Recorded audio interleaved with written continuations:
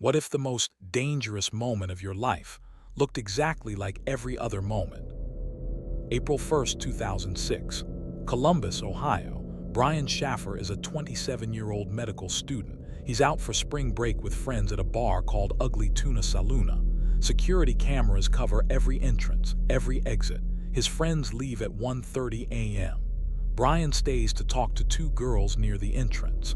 The cameras watch every door, and Brian Shaffer is never seen leaving. He doesn't leave through the front. He doesn't leave through the back. He doesn't leave through any door in that building. Brian Shaffer walks into a bar with cameras on every exit and ceases to exist. June 16, 1990. Llangollen, Wales. Trevaline Evans owns an antique shop on the high street. She leaves a handwritten note for waiting customers. Back in 2 minutes. She takes nothing. No coat, no purse, no keys. She steps outside. She never comes back. The note is still there 2 minutes later. She isn't. July 14, 2001. The Stuart Highway, Northern Territory, Australia. British tourists Peter Falconio and Joanne Lees are driving through the outback at night. A stranger flags them down, says sparks are coming from their van. Peter gets out to look. A gunshot cracks through the dark. Peter is never seen again. His body has never been found. 3 ordinary moments. 3 decisions any of us would have made. 3 disappearances that prove safety is never guaranteed. Tonight we follow them into the silence. Let's begin with the medical student who walked into a bar and was never seen walking out. Brian Lloyd Shaffer was born in 1978 in Pickerington, Ohio. By 2006, he was 27 years old and in his 2nd year of medical school at The Ohio State University. He was described by professors and friends as bright, personable, and driven. He had a girlfriend, Alexis Waver, a close circle of friends, and a clear future ahead of him. His mother, Renee, had died of cancer just weeks earlier. Brian had taken her death hard. March 31st, 2006. Spring break. Brian and 2 friends, Clint Florence and William Sates, head out for the night in Columbus's Short North neighborhood, a stretch of bars and restaurants near the university. They start their evening around 9 p.m., hitting several bars before ending up at Tuna Saloona on North High Street. The bar has 2 exits, a main entrance at the front and an emergency exit at the back. Both are covered by security cameras. The building is on a busy street. It is not possible to exit the bar without appearing on at least 1 camera. The 3 friends drink and socialize. Around 1:15 a.m., Florence and Sates decide to leave. They're tired. Brian says he wants to stay a bit longer. He's seen on camera at 1:55 a.m. near the front entrance talking to 2 young women. After that frame, Brian Shaffer is not seen again. He does not leave through the front entrance. The camera captures every person who exits. Brian is not among them. He does not leave through the emergency exit. That camera also runs. Brian is not there either. He does not appear on any surveillance footage from surrounding streets, nearby businesses, or transit systems. Brian Shaffer walks into a bar and vanishes. The search. When Brian didn't contact Alexis the next day, friends tried calling. No answer. His phone was never used again after that night.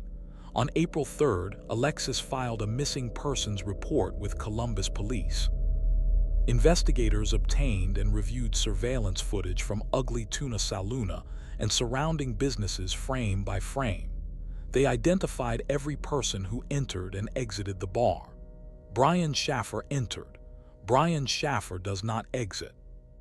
Police interviewed the 2 women Brian was seen talking to at 1:55 a.m. Both remembered speaking to him briefly. Both said he walked away into the bar. Neither saw him leave. Bar staff were interviewed. No one recalled Brian leaving. Brian's car was found where he'd parked it. His apartment was undisturbed. His belongings were in place. No financial transactions occurred on any of his accounts after the night of April 1st. Theories. Theory 1. Brian exited through a camera blind spot. Could there have been an unmonitored area, a service entrance, a roof access, a loading area? Investigators examined the building thoroughly. The camera system was reviewed by multiple independent analysts. The conclusion was consistent. There was no unmonitored exit that Brian could have used to leave the building without being recorded. Theory 2. Brian was hidden among exiting patrons. Could someone have shielded Brian from the cameras, deliberately or accidentally, as he exited in a group? The footage was reviewed frame by frame. No suspicious clustering at the exits was identified. No group egress that could have concealed a person. Theory 3. Brian chose to disappear. His mother had recently died. Could grief have pushed him toward a deliberate vanishing, abandoning his life to start over somewhere else? He showed no signs of planning this. He had dinner arrangements the following day. He was enrolled for the upcoming semester. His car was still there. Theory 4. Brian met with foul play. Someone in or near the bar may have harmed Brian after 1:55 a.m. His body could have been removed from the building before it opened the next morning. No person of interest has ever been publicly identified. No evidence of violence was found inside the bar. Theory 5. Brian is alive somewhere else. Some missing people choose to disappear. They build new lives. They don't want to be found. Is it possible that Brian Shaffer, in a single impulsive night, decided to walk away from medical school, his girlfriend, his friends, his entire future? It's possible. It remains unexplained. The aftermath. Alexis Waver maintained a public blog about Brian's disappearance for years. She eventually moved forward with her life, which she described as both necessary and painful. Brian's father, Randy Shaffer, spent years hearing private investigators, following leads and posting billboards with Brian's face. He died in 2020 without answers. Brian Shaffer was declared legally dead in 2015, 9 years after he disappeared. The ugly Tuna Saloona closed in 2008. The building still stands.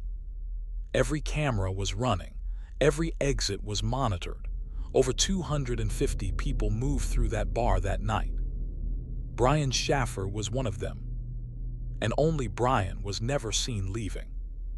From a man who vanished inside a building covered by cameras, to a woman who disappeared from her own street in the middle of the afternoon. Trevaline Evans was born in 1937. By 1990, she was 52 years old. She and her husband Ken ran an antique shop at number 2 Castle Street in Llangollen, a small market town in North Wales with a river running through its center. Narrow stone streets, old buildings, the kind of town where shopkeepers know their neighbors and their neighbors know them. Trevaline was known in Llangollen, a recognizable presence on the high street. She'd been working in that shop for years. On June 16, 1990, a Saturday, Ken was away from town. Trevaline was running the shop alone. Sometime in the early afternoon, she needed to step out. Briefly. A moment. She hand-wrote a note and left it in the shop window for any customers who might arrive while she was gone. Back in 2 minutes. She left her handbag inside the shop, her purse, her keys, her coat. She locked the front door. She stepped onto Castle Street. She never came back. The discovery. When Ken Evans returned and found the shop locked, the note still in the window and no Trevaline, he reported her missing. North Wales police began an investigation immediately. They canvassed Llangollen, speaking to every shopkeeper on the street, every person who'd been in the town center that Saturday afternoon. They searched the river banks of the Dee. They checked surrounding fields, country lanes, and roads leading out of town. No one had seen Trevaline leave. No witness could place her anywhere after she locked the shop door. Her handbag, containing her identification, money, and keys, remained inside the shop where she'd left it. There was no obvious direction she'd gone, no indication of why, no note beyond the one she'd already written. The investigation. North Wales police reviewed the case through multiple angles over the years. They never produced an arrest. Theories. Theory 1. Trevaline stepped out to meet someone. Did someone contact her by phone, by a knock on the shop door, and ask her to come quickly? A message not shared with anyone else. A personal arrangement. No evidence of any contact in the period immediately before her disappearance has ever been produced. Theory 2. Voluntary disappearance. Did Trevaline Evans simply leave her life? She left without her handbag, her money, her identification. She was 52 years old with no documented desire to disappear. No financial accounts were accessed after June 16th. No confirmed sightings anywhere. Starting over at 52 with nothing is possible but difficult, and there's been no trace of her in over 30 years. Theory 3. Abduction. Someone was watching the shop. They knew Ken was away. They knew Trevaline would be alone. When she stepped outside, they were waiting. In a town center on a Saturday afternoon on a street with other businesses open. But no one saw anything. No struggle. No raised voices. No suspicious vehicle. This is either an extraordinary kidnapping executed in perfect silence on a public street, or she went willingly with someone she knew. Theory 4. She went with someone she trusted, someone she recognized, someone who led her away from the street without alarm, and then something went wrong. This theory, quiet, domestic, devastating, has no named suspect, but it explains the absence of a struggle, the absence of witnesses, the absence of any sign of distress. The sighting. In the days following her disappearance, a woman matching Trevaline's description was reportedly seen in a field near the edge of town. The report was investigated. It was never confirmed. Years later, a witness named Michael Sherwood came forward claiming to have seen Trevaline on the afternoon she vanished, walking with an unidentified man toward the outskirts of Llangollen. This sighting was investigated. It never produced a named suspect. The body, Trevaline Evans, has never been found. No remains, no confirmed sighting, no arrest, no named person of interest. The case has been periodically reviewed by North Wales Police. Each review has returned nothing conclusive. The shop at 2 Castle Street has changed hands. The town has moved forward. The River Dee still runs through Llangollen Center. The aftermath. Ken Evans appealed publicly for information about his wife for years. He passed away without ever learning what happened to Trevaline. She's been missing for over 34 years. She left a note saying she'd be back in 2 minutes. She locked her shop. She stepped onto a street she knew her entire life, in a town where everyone knew her name. And she disappeared in the time it takes to cross a road. From a woman who vanished from her own street in daylight, to a man who disappeared on the loneliest road in Australia at night. The Stuart Highway runs 1,761 miles through the dead center of Australia. It connects Adelaide in the south to Darwin in the north. For hundreds of miles in either direction, there is nothing. Red dust, desert scrub, flat red earth to the horizon. Some sections see fewer than a dozen vehicles per hour. At night, it is completely dark, completely empty, the kind of empty that has weight to it. Peter Falconio was 28 years old. He was from Hepworth, West Yorkshire, England, tall, athletic, good-natured. He and his girlfriend Joanne Lees, also British, were traveling Australia in a beaten VW combi van. Backpackers doing exactly what young people do, seeing the world, living simply, taking the long way. They were driving north on the Stuart Highway on July 14, 2001. They'd passed through Alice Springs. They were heading toward Darwin. It was around 7:30 p.m. The outback dark had settled fully over the road. A 4-wheel drive vehicle appeared behind them and flashed its headlights. The driver wanted them to pull over. Peter pulled over. A man approached the driver's window. He said he'd noticed sparks coming from the back of their van. Could be an exhaust problem, could be dangerous. Peter and the stranger walked to the rear of the combi to check. Joanne stayed in the front passenger seat. She waited. She heard what she later described as a loud bang, like a gunshot from behind the van. Then the stranger appeared at her window. He forced his way in. He had a gun. He bound Joanne's wrists with a cord and covered her head with a canvas bag that had eye holes cut into it, homemade, pre-prepared. This was not improvised. Joanne fought. She ran into the desert scrub beside the road. The man chased her.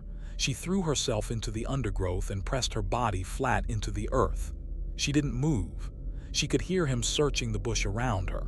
She could hear a dog. She lay there for 5 hours. Around midnight, she crawled to the road. A truck driver found her and drove her to the nearest police station. Peter Falconio was not with her. Peter Falconio was gone. The investigation.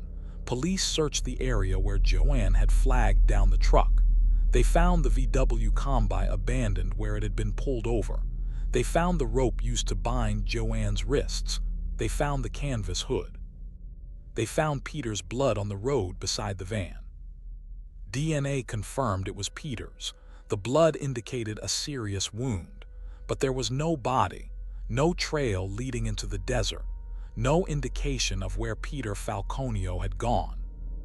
Joanne's account was detailed and internally consistent. She described the attacker: male, 40s, stocky, facial stubble.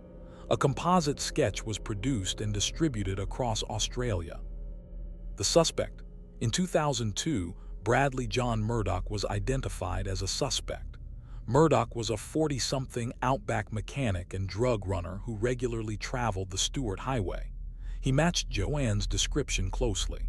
His vehicle matched what she described. DNA evidence linked him to the crime scene. A hair found in the canvas hood placed him there. In 2005, Bradley Murdoch was convicted of the murder of Peter Falconio and the assault and unlawful imprisonment of Joanne Lees. He was sentenced to life in prison with a non-parole period of 28 years. But Peter Falconio's body was never found. The questions. Murdoch has maintained his innocence since conviction. His legal team has argued the evidence was insufficient for a murder conviction without a body or witnesses. Where is Peter Falconio? If Murdoch shot him on the side of the road, what happened to the body? The Stuart Highway in that section is surrounded by tens of thousands of square miles of remote desert and scrubland. A body buried in the outback or left in terrain searchers never covered could remain hidden for decades, indefinitely. Could Peter have survived the gunshot and wandered into the desert? The blood evidence suggests a serious wound. The desert in summer kills quickly without water. The probability of survival is considered extremely low. Could Peter have faked his death with Joanne's cooperation? This theory circulated in the tabloid press. It is not supported by evidence. Joanne was subjected to extensive police scrutiny. Her story was consistent throughout years of investigation and court proceedings. She endured enormous public pressure. The family.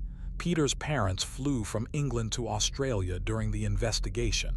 They held on to hope for years. His brother Paul has spoken publicly and repeatedly about the family's pain at having no remains, no physical evidence that Peter's life ended, no place to grieve properly. They buried an empty grave. Joanne Lees wrote a memoir about what happened. She has spoken openly about survivor's guilt, about why she lived when Peter didn't, about how you carry a night like that for the rest of your life. The legacy. The Falconio case changed how Australians discuss safety on remote highways. It reshaped the image of outback travel. It exposed the fundamental vulnerability of anyone who stops for a stranger on a road with no witnesses. Bradley Murdoch remains in Darwin's Berrima prison. He continues to claim innocence. Peter Falconio's body remains somewhere in or around the Northern Territory. It has never been located. He pulled over because a stranger said there was a problem. He walked to the back of his van to check. and he disappeared into the most remote place most people will never see. 3 people, 3 ordinary moments. 3 disappearances that prove the most dangerous second of your life can look exactly like every other second. Brian Shaffer walked into a bar at 2 a.m., cameras on every exit. He never walked out, declared legally dead 9 years later. His father died without answers. No one has ever explained how he left that building. Trevaline Evans stepped outside her own shop in the middle of a Saturday afternoon on a street she'd walked her whole life. She took nothing with her, left a note saying she'd be back in 2 minutes. She's been missing for 34 years. No body, no suspect, no explanation. Peter Falconio pulled over on a remote highway because a stranger said there was a problem. His blood was found on the road. His body was never found. A man sits in prison for his murder. The Outback still holds the secret of where Peter is. Here's what connects them. They were in familiar situations. Brian was at a bar on spring break. Trevaline was at work. Peter was on a road trip with his girlfriend. Normal, safe, ordinary, until it wasn't. The lesson isn't paranoia, it's attention. Danger doesn't announce itself with warning signs and dramatic settings. Sometimes it finds you in a crowded bar, in your own shop, on a road you've been driving for days. Have you followed any of these cases?